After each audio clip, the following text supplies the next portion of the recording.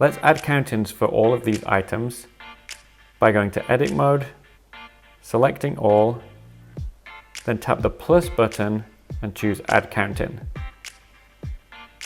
You'll see a count-in is added for each item, and the count-ins are 1 rep.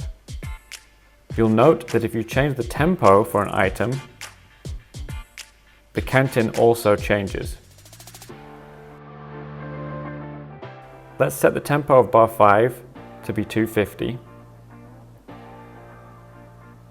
Note that bar 1 is 100 BPM. Tap the pencil to go into Edit Mode, select all, tap Actions, Tempo Rep Timer Options, Tempo Options, and Ramp Tempo. Note that the count-ins for the items remain at the same tempo as the items that they're counting in.